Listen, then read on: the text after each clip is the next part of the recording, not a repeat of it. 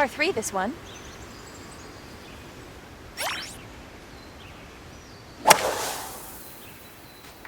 Nice shot.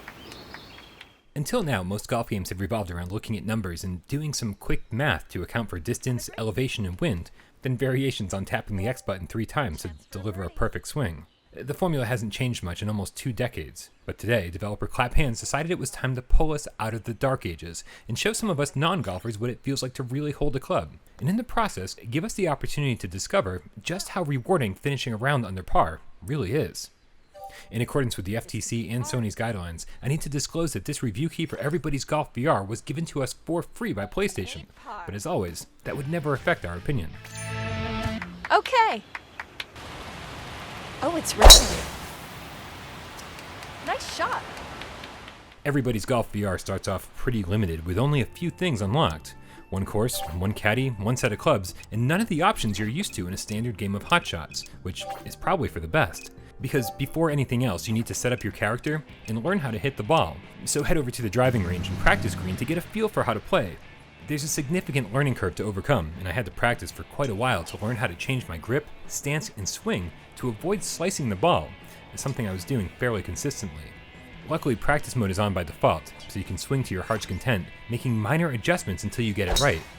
Both the DualShock 4 and single move controller are supported, and it's ridiculous how precise they are, but the move controller is infinitely more comfortable. The tracking is so accurate that even the smallest change of power or accidental angle of your club will have a huge impact on the results of the swing, to the point where I feel like I've learned so much that I could play a real game of golf now, even though I know that's not true. In other words, it all just feels so real. It's in the rough.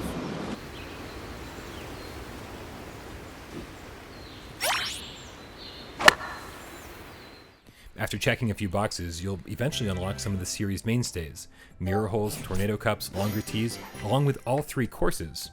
Forest is great for beginners with wide, forgiving fairways and not a ton of obstacles to get hung up on. Seaside ups the ante a bit with elevation and water hazards, while the dinosaur course is exactly what you'd expect, with craters, volcanoes, and lava. Each course looks stunning in the headset, and I love that they're filled with the small details Everybody's Golf games are known for. There's only 2 caddies, 3 if you pre-ordered, and spending time with each one will unlock special events. Goofy, out-of-place moments where I think you're supposed to bond with them. They're strange, but still fun to unlock. So good. The unfortunate part of this is that even with a caddy by your side, Everybody's Golf VR is a really lonely experience. There are no other golfers on the course or hanging out in the clubhouse. There are no options to play against another person online or locally. And my biggest surprise is that there aren't even any AI opponents, making every time you step out onto the links feel like a practice mode for something bigger, an upcoming tournament or competition that just never comes. Nice, a new record. It's a left-right dogleg. If that sounds detrimental to the game, well, it is to an extent. I found it to be a pretty huge hurdle to overcome, but eventually something happened that I didn't expect. The longer I played, the more I came to appreciate golf as a sport. That it wasn't about me beating another person. It was about learning these courses and improving my own score every time I headed out for another round. So, although I would have killed for any form of multiplayer, I finally came to appreciate Everybody's Golf VR for the stellar, single-player game that it is. Another lingering complaint, though, is that after you hit the ball, you're left standing there, looking out into the distance, desperately squinting to see where your ball might have landed. It eventually shows up on the mini-map in front of you, but it would have been nice to have an option to follow the ball in real time, instead of relying on replays to see exactly where and how it landed.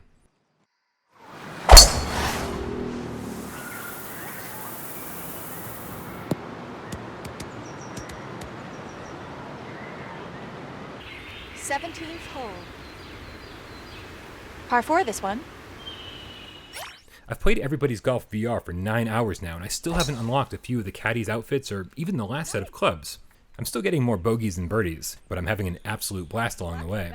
The absence of a real campaign mode or any multiplayer options will turn off a lot of gamers, but I promise you, if you give Everybody's Golf VR the chance it deserves, it'll reward you with an extremely immersive VR experience that, in my opinion, is one of the best golf games ever made.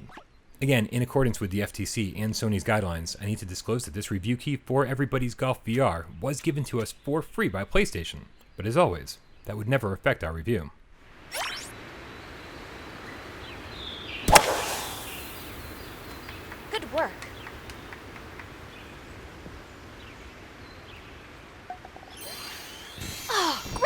eagle.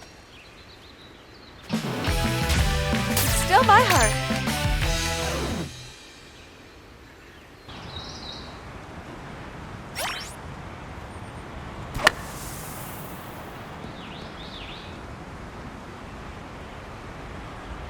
On the green. Shoot for the birdie.